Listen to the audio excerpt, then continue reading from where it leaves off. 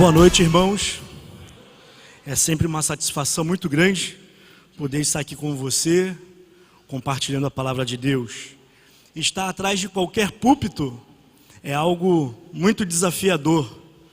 E se levantar para poder falar em nome de Deus é mais desafiador ainda.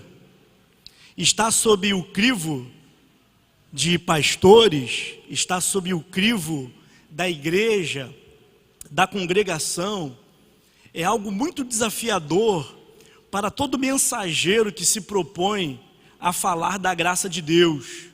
Você ter o seu ensino julgado, você ter o seu ensino avaliado, é algo muito desafiador para qualquer pessoa.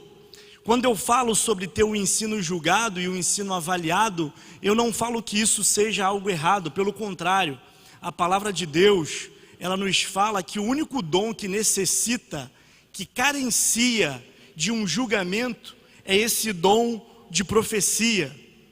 E o apóstolo Paulo, quando ele estava pregando para os bereanos, eles iam até os pergaminhos verificar se aquilo que o apóstolo Paulo estava falando era algo verdadeiro ou não, se vinha da parte de Deus ou não. O desejo do meu coração nessa noite é que tudo que seja falado aqui nesse púlpito possa vir diretamente da parte de Deus e vir diretamente da palavra dele. O desejo do meu coração nessa noite é que Deus ele possa falar com você que chegou a esse lugar pedindo a Deus uma resposta. E o desejo também do meu coração é que Deus possa falar com você que chegou a esse lugar e está indiferente com tudo que está acontecendo. Você que esteve indiferente com o momento do louvor, você que está indiferente com a mesa do Senhor e você que também está indiferente com a palavra de Deus. O desejo do meu coração é que Deus possa falar com você nessa noite. O pregador americano Todd White, ele diz que quando nós falamos, nada acontece. Quando nós falamos, o enfermo ele não é curado. Quando nós falamos, aqueles que estão presos não são libertos. Mas ele conclui dizendo que quando Deus fala, coisas extraordinárias acontecem. O desejo do meu coração é que Deus possa falar com você nessa noite. Gostaria que você abrisse sua Bíblia comigo em Números capítulo 23, a partir do verso 19. Números 23, verso 19.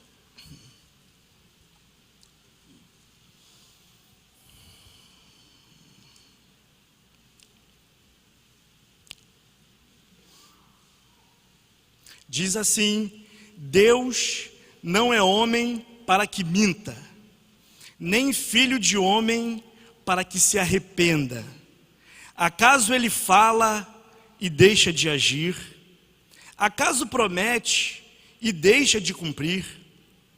Recebi uma ordem para abençoar, ele abençoou, e não posso mudar isso. Nenhuma desgraça se vê em Jacó, nenhum sofrimento em Israel. O Senhor, o seu Deus, está com eles. O brado de aclamação do rei está no meio deles. Deus os está trazendo do Egito. Eles têm a força do boi selvagem. Não há magia que possa contra Israel, nem encantamento contra Jacó. Agora se dirá de Jacó e de Israel: vejam o que Deus tem feito. Pai, nesse momento, nós levamos cativo todo pensamento contrário à sua palavra.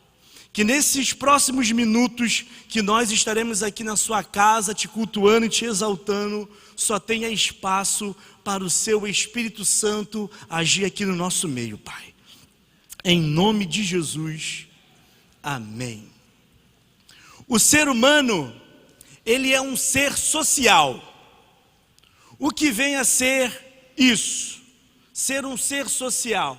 O ser humano, ele tem a necessidade de interagir com outras pessoas. Ele tem a necessidade de interagir com diversos grupos, seja um grupo familiar, seja um grupo acadêmico, seja um grupo profissional, ou seja um grupo religioso. O ser humano, ele tem essa necessidade de interação. Além dessa necessidade de interação que o ser humano tem com um outro ser humano, o ser humano, ele se completa em outro ser humano. Vou te dar um exemplo. Se você pega uma criança e pergunta para ela, o que você quer ser quando crescer? Ela vai buscar essa resposta em um outro ser humano. Ela vai virar para você e vai falar assim, eu quero ser uma professora, eu quero ser um médico, eu quero ser um advogado, eu quero ser um juiz. Porque o ser humano, ele se completa em um outro ser humano. E nessas linhas de interações, nessas linhas de relacionamentos que nós temos com pessoas, que nós temos com esses diversos grupos, nós, de uma forma consciente ou não, acabamos criando uma expectativa. Sim, temos expectativa. Você, por exemplo, dentro de um contexto familiar, você que é pai, tem uma expectativa em relação aos seus filhos. Você espera, no mínimo, que os seus filhos sejam gratos a todo o sacrifício que você faz pela vida deles. Você espera, no mínimo, que o seu filho reconheça e corresponda todo o investimento que você faz nele. Você que é filho, você tem uma expectativa em relação aos seus pais. Você espera que os seus pais possam ser o seu sustentador. Você espera que o seu pai possa ser aquela pessoa amiga, aquela pessoa conselheira. O que é isso? Você cria uma expectativa com o grupo do qual você se relaciona. Poderíamos usar como exemplo o grupo de trabalho, o grupo profissional. Quando você entra numa empresa, você não espera apenas receber um bom salário. Você tem expectativas em relação às pessoas que estão trabalhando com você. Você espera que essas pessoas sejam cordiais, que um amigo de trabalho possa ajudar o outro, um ambiente saudável, um ambiente amigável. Quando você entra dentro de uma igreja, seja ela a sua ou não, você tem expectativas em relação às pessoas. Você espera, no mínimo, quando você entra dentro de uma igreja, ser bem tratado. Você cria expectativas em relação aos membros dessa igreja. Você espera que os membros dessa igreja possam tratar você bem. Você espera que os membros da igreja sejam pessoas amáveis. Você espera que os membros da igreja sejam pessoas ajudadoras. O que é isso? Você espera alguma coisa das pessoas das quais você está se relacionando. Você está esperando algo desses grupos dos quais você se relaciona. Mas a grande verdade é que, na maioria das vezes, essas nossas expectativas, elas são frustradas. Você que é pai, você sabe muito bem o que é isso. Porque você investe tanto no seu filho, e o seu filho não esboça uma gratidão pelo sacrifício que você faz. Você que é filho também sabe o que é isso. Você vê o seu pai mais fora de casa do que dentro de casa. Às vezes você queria um pai amigo, uma mãe amiga e você não tem. Por quê? Expectativas frustradas. Você chega no seu trabalho, é um querendo derrubar o outro. Um querendo puxar o tapete do outro. Um querendo afundar o outro para poder subir na empresa. Quando você entra dentro de uma igreja, você também tem algumas decepções. Você já passou pela Batista, você já passou pela Presbiteriana, você já foi da Igreja Católica, já foi da Universal e hoje está na Nova Vida. Você passou por todas essas igrejas, esperando alguma coisa dos membros dessa igreja. Você esperava que a igreja fosse um lugar diferente. E hoje você está aqui na Nova Vida, e você também está decepcionado, porque você percebeu que os problemas que tinham em todas as outras igrejas, também tem aqui. Alguns com uma proporção menor, outros com uma proporção maior, mas você percebeu que os problemas, eles são os mesmos. Então, você está decepcionado. Você se decepcionou com o pastor. Quando você mais precisava, ele não enviou uma mensagem para você, ele não fez um telefonema para você, você criou expectativas que foram frustradas. A grande problemática dessa história toda não são as expectativas que você criou e que foram frustradas. A grande problemática dessa história toda é quando nós transferimos para Deus essas decepções que nós tivemos com os seres humanos. É quando nós transferimos essa figura humana para Deus. E nós achamos que Deus, Ele também é um homem. Nós achamos que Deus nos avalia segundo os critérios humanos. Nós achamos que Deus faz conosco aquilo que os homens fizeram. Por exemplo, você vai fazer uma entrevista de emprego. Você vai até uma entrevista de emprego. Você chega lá e você repara os candidatos. Você percebe que eles estão bem arrumados, estão de gravata. E você começa a conversar com os candidatos. Você percebe que um tem mestrado, você percebe que o outro tem doutorado, você percebe que o outro tem pós-doutorado, que eles falam em 3, 4, 5 idiomas e você mal fala o português. Quem você acha que vai ser contratado para essa empresa? Essa é a resposta. Os que estão mais bem preparados. Esses são os que são chamados. Os que estão capacitados. Os melhores são chamados para essa empresa para compor o quadro de funcionários. Mas você chega na igreja e você acha que Deus também é assim. Você acha que Deus, Ele chama os melhores. Você acha que Deus, Ele chama os capacitados. Você acha que Deus, Ele chama aquelas pessoas que estão mais bem preparadas para desempenhar uma função.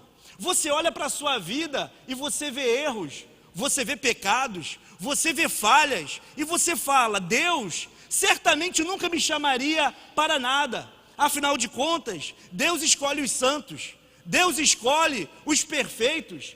Deus com certeza vai ter um chamado para aquela pessoa ali. Olha como ela é gente de oração. Eu não oro nem durante a semana, eu só oro na hora do almoço e olhe lá quando eu me lembro. Nós temos esses pensamentos, que Deus só vai escolher os melhores.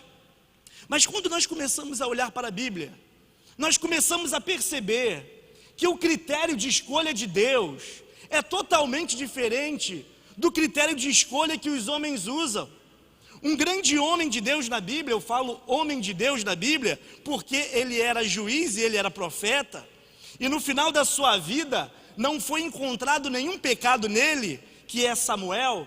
Samuel, ele tem um momento de surto na sua caminhada, na sua trajetória, porque um dia Deus virou para Samuel e falou assim, Samuel, você vai até a casa de Jessé, e você vai ungir um dos filhos de Jessé como rei. Samuel pegou o óleo e foi até a casa de Jessé. Chegou na casa de Jessé, contou toda a história para Jessé, e Jessé prepara os seus filhos para cada um se apresentar a Samuel. Quando Samuel vê o primeiro candidato, Eliabe, Samuel olhou para Eliabe e falou assim, olha, sujeito de boa aparência, um bom porte físico, o sujeito tem habilidade, maneja bem a espada, maneja bem o escudo, certamente o Senhor vai escolher Eliabe. E Deus virou para Samuel, Samuel, não é Eliabe que eu vou escolher.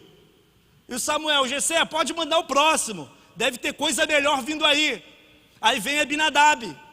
E Samuel olhou e falou assim, com certeza Abinadab é melhor do que Eliabe. E Deus vira para Samuel e fala assim, Samuel também não é Abinadab.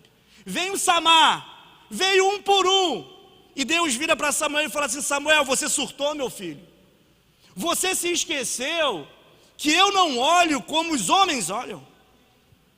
Você se esqueceu que eu não considero importante as coisas fúteis e inúteis que os seres humanos consideram como importante, eu não considero como importante.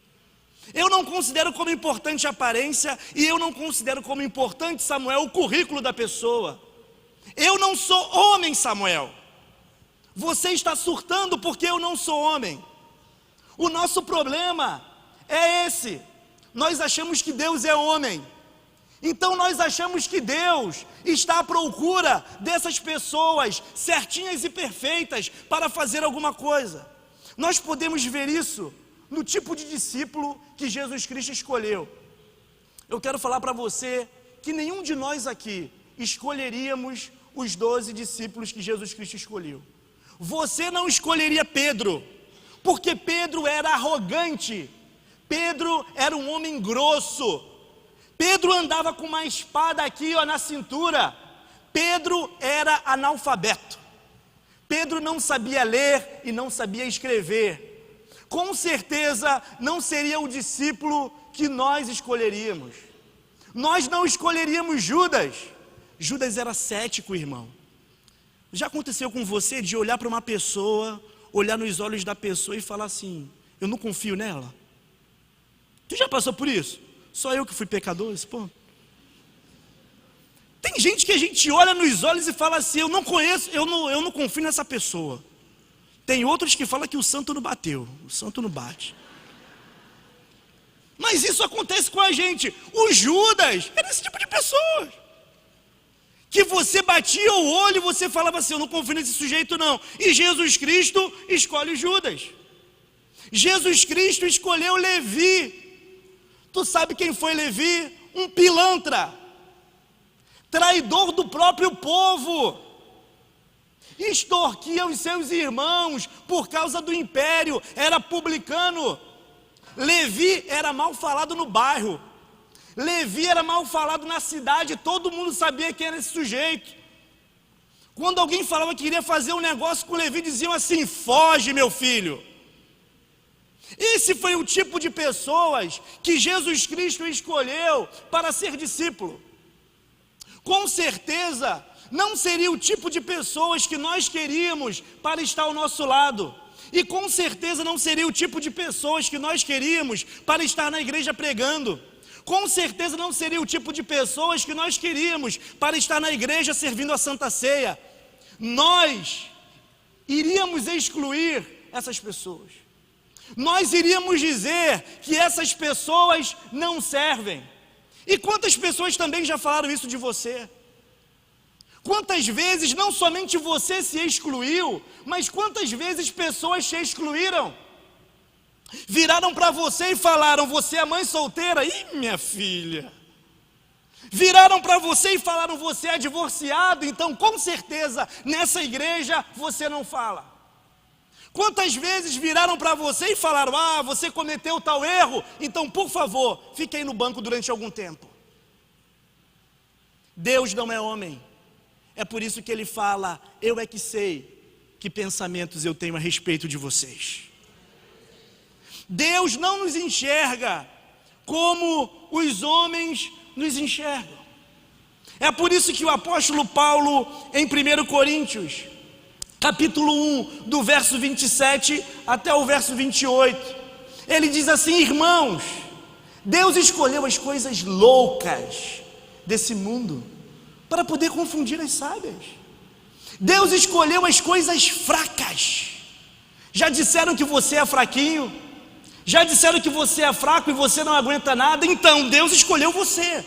Deus escolheu as coisas fracas desse mundo para poder confundir as fortes.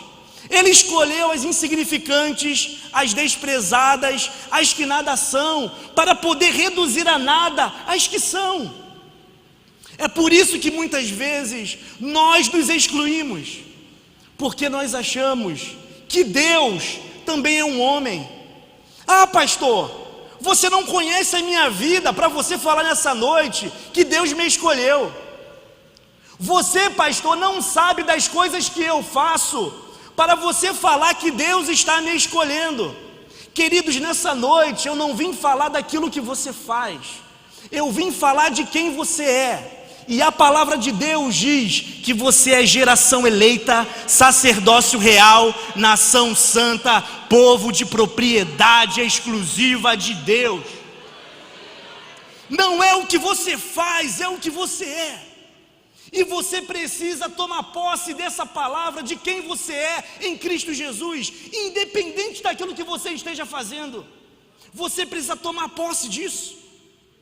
Os seres humanos são especialistas em nos excluir.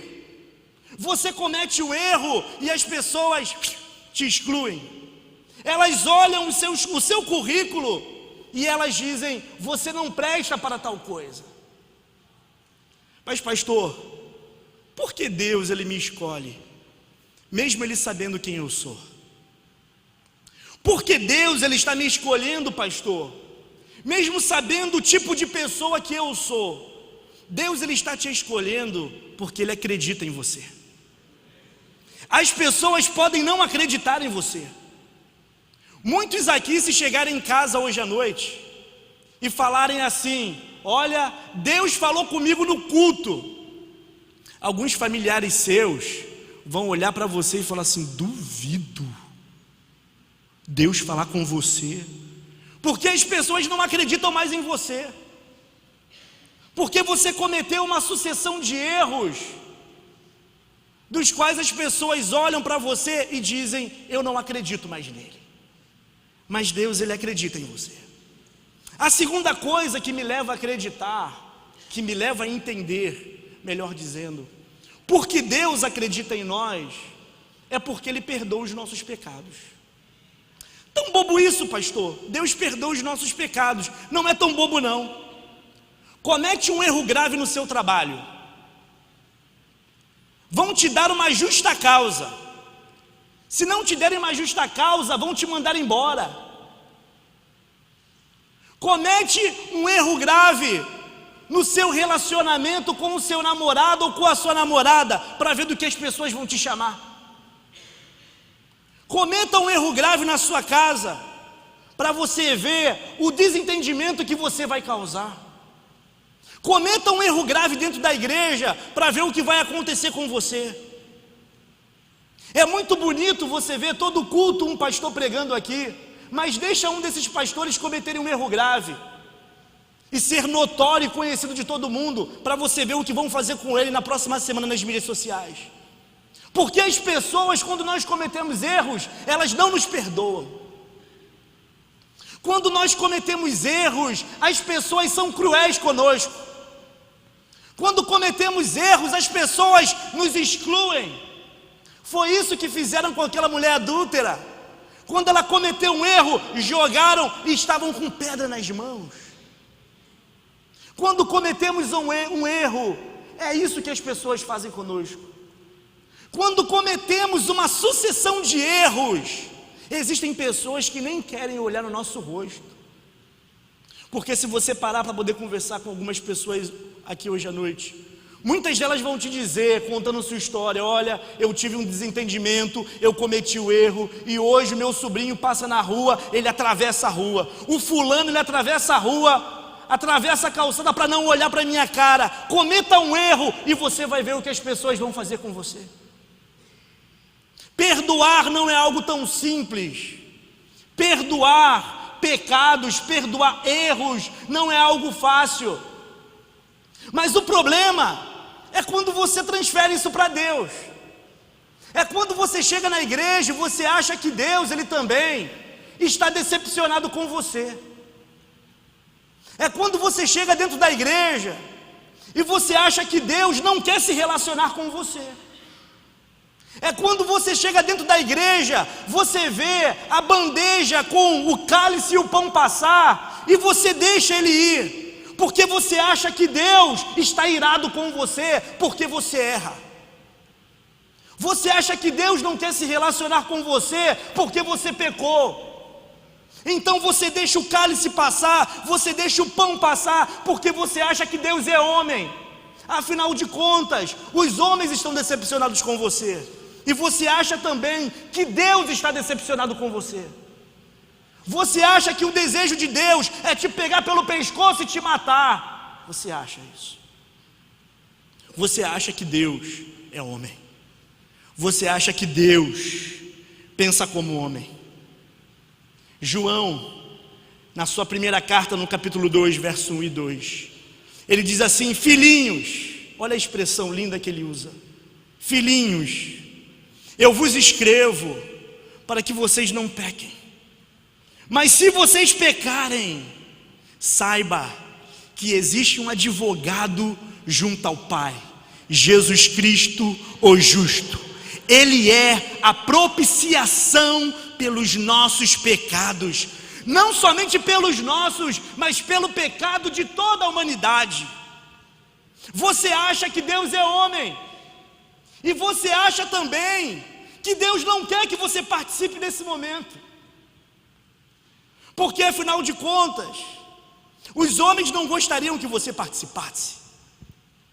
Afinal de contas, os homens não deixariam você participar desse momento, porque você é um pecador, porque você está tentando se livrar de um pecado e não consegue. Então os homens querem excluir você. Eu quero dizer para você que nessa noite, Deus está lançando cordas para você. Deus está lançando cordas para você. Se você segurar nessa corda, Ele vai te puxar. Pá. Deus está lançando cordas.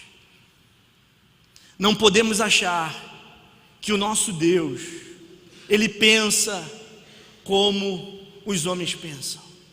O apóstolo Paulo, quando ele estava ensinando para a igreja de Roma, ele tentou trazer isso como um grande ensinamento. O que ele escreve em Romanos capítulo 8, no verso 1 e 2, eu imagino o Paulo dando um grito, porque isso para mim foi um grito. Romanos 8, capítulo 8, verso 1 e 2, para mim foi um grito que o Paulo dá, quando ele escreve, porque ele começa dizendo: portanto, agora já não há mais condenação para aqueles que estão em Cristo Jesus. Por meio de Cristo Jesus, o Espírito de vida me libertou da lei e da morte. Deus, Ele não é homem. Não transfira as decepções e as frustrações das quais você teve nas suas interações humanas para Deus, porque Deus nunca vai te tratar como os seres humanos te tratam. Basta você olhar para a cruz. Ela vazia significa uma coisa: o quê? Que os seus pecados foram perdoados em Cristo Jesus. Significa isso. Mas pastor, por que Deus Ele perdoa os meus pecados? Pastor, por que Deus Ele perdoa as minhas falhas? Pastor, por que Deus me perdoa quando ninguém mais me perdoa? Quando ninguém mais libera um perdão para mim? Porque Deus acredita em você. Você sabe, eu não sei se você sabe, quando você compra alguma coisa e não paga, o seu nome ele vai para o serviço de proteção crédito. E ninguém mais te dá crédito para nada. Ninguém mais confia em você. Isso também acontece na vida real. Quando você falha, as pessoas acionam um sentimento do qual ninguém mais confia em você. No sistema que nós conhecemos, do serviço de proteção ao crédito, você não é fidedigno de nada. Você não é mais digno de crédito. Na vida humana também acontece isso. Erros que nós cometemos, falhas que nós cometemos, nos tornamos pessoas que não somos mais dignas de crédito. Mas Deus, Ele vem e diz nessa noite que Ele acredita em nós. Independente do seu erro, independente da sua falha, independente do que você fez. Pastor, isso não seria uma graça barata? Graça barata é evangelho parcial. Jesus Cristo morrendo na cruz pelo pecador, que é evangelho completo. Isso é evangelho completo. Jesus Cristo que morre pelos seres humanos. O outro ponto que me leva a entender que Jesus Cristo, Ele acredita em mim, é que eu tenho vitórias incomuns. Vitória em comum, sim. Hoje nós ouvimos inúmeros testemunhos aqui. E muitos dos testemunhos que nós ouvimos, não é um desmerecimento, por favor, não interprete assim. Muitos dos testemunhos que nós ouvimos são vitórias comuns. O que é isso? Pastor, eu comprei um carro. É uma vitória? Sim, mas é uma vitória comum. O justo pode conseguir comprar um carro, o injusto também. Corrupto consegue comprar um carro, gente de boa índole consegue comprar um carro. Isso é uma vitória comum. Pastor, eu comprei uma casa, sim, é uma bênção, é um milagre, sim. Mas o injusto também consegue comprar uma casa. Isso é vitória comum.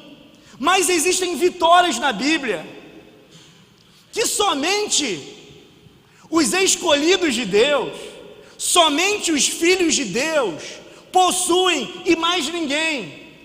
O pecador, o injusto, o corrupto não vai possuir. Existem vitórias na Bíblia que somente nós possuímos e mais ninguém. Essas vitórias são vitórias incomuns. A vitória sobre o pecado e a morte que conduz à vida eterna, só quem tem essa vitória é o povo de Deus e mais ninguém. Só quem possui essa vitória é a igreja. Pastor, me dá uma referência para o que o Senhor está falando sobre essa vitória em comum que somente o povo de Deus possui. 1 Coríntios, capítulo 15, do verso 53 até o verso 57. Diz assim: é necessário que aquilo que é corruptível se revista de incorruptibilidade, e aquilo que é mortal se revista de imortalidade.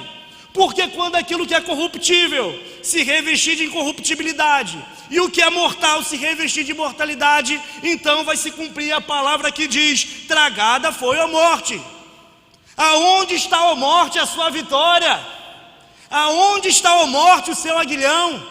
O aguilhão da morte é o pecado, e a força do pecado é a lei. Verso 57, mas graças a Deus que nos dá a vitória em Cristo Jesus. Essa é uma vitória em comum em Cristo Jesus. Vitória em Cristo, essa é em comum. Vitória em Cristo Jesus. Deus, Ele acredita em você. Deus acredita em você. Talvez você não acredite mais em você. Talvez você esteja aqui e você não acredite mais em você. As pessoas, você já sabe que algumas delas não acreditam em você. Mas talvez você olhe para dentro de si e você fale: pastor, nem eu acredito em mim. Mas eu quero dizer que Deus, Ele acredita em você. É por isso que Ele te escolheu. Me escolheu, pastor? Sim, Ele escolheu você. Quando Ele escolhe uma pessoa, Ele capacita e transforma. Ele capacita, transforma e envia. Se você abrir o seu coração nessa noite, eu quero falar para você que Deus vai capacitar você, que Deus, Ele vai transformar você, e que em breve Deus vai enviar você. Não ache que o seu chamado aqui nessa noite é apenas para poder assistir inúmeros cultos todas as semanas. Não ache que o seu chamado é para isso. Existem coisas maiores que Deus está preparando para você. Pastor, eu não tenho a 4ª série. Não importa se você não tem a 4ª série. Não importa se você não tem a 8ª série. Não importa se você tem muito dinheiro ou se você tem pouco dinheiro. O que importa é o que Deus pode fazer através da sua vida. É isso que importa para Deus. Não importa se você é muito velho. Não importa se você é muito novo. O que importa é o que Deus vai realizar através de você. E se você tiver um coração aberto para aquilo que Deus quer fazer através da sua vida, eu falo para você que Pedro, aquele homem tão grosso, tão bruto, que andava com a espada na cintura, ele foi um dos maiores apóstolos que nós já tivemos. O Paulo, aquele que quando começou a pregar, as pessoas nem queriam ouvir, porque o passado dele era um passado terrível. As pessoas não queriam ouvir Paulo. Ele se tornou o maior apóstolo que já teve na Bíblia. Se Deus fez isso com Pedro, se Deus fez isso com Paulo, se Deus fez isso com Levi, Deus Ele pode fazer com você e pode fazer comigo também. Amém? Queria que você fechasse seus olhos.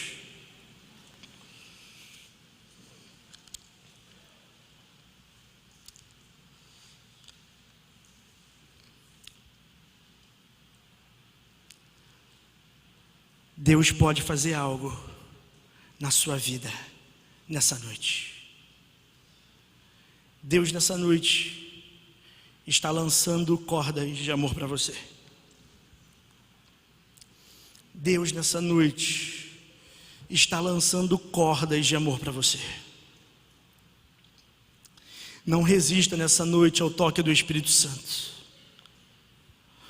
Não resista nessa noite ao toque do Espírito Santo. A palavra de Deus em Hebreus nos diz: se hoje vocês ouvirem a voz de Deus, se hoje vocês ouvirem a voz de Deus, não endureçam o coração de vocês. Se Deus falar ao seu coração nessa noite, se Deus tocar em você nessa noite, não endureça o seu coração ao toque de Deus. Deus, Ele acredita em você. Pessoas não creem mais em você. Você não acredita mais em si mesmo, mas Deus, Ele acredita em você. Os teus pecados nessa noite estão perdoados. Os teus pecados nessa noite estão perdoados no nome de Jesus. As suas falhas nessa noite, os sucessivos erros que você cometeu, eles estão perdoados. Talvez você esteja aqui e você não se perdoe por erros que você cometeu. Hoje o Senhor te trouxe nesse lugar. Você não estava nem com vontade de vir para a igreja. E você até agora não entendeu como que você chegou aqui. Eu vou te falar. O Espírito Santo te trouxe a esse lugar. Você precisava ouvir essa palavra. O Senhor nessa noite te perdoa. Os erros do passado agora estão no passado. Se você está aqui nessa noite e você se identifica com essa mensagem, e se você falar assim: pastor, ora por mim, pastor, faz uma oração por mim. Aí mesmo onde você está, eu gostaria que você ficasse de pé, que você se colocasse de pé, aonde você está no seu lugar. O Espírito Santo está te tocando. Disseram que você não era tão bom. Disseram que você não era bom o suficiente. Você achou que porque você era velho, Deus não iria te chamar. Você achou que você era novo e Deus também não iria te chamar. E nessa noite você descobre que Deus está te chamando. Você que ficou de pé, vem até aqui na frente. No altar as coisas são renovadas. Eu creio nisso, que as coisas são renovadas no altar.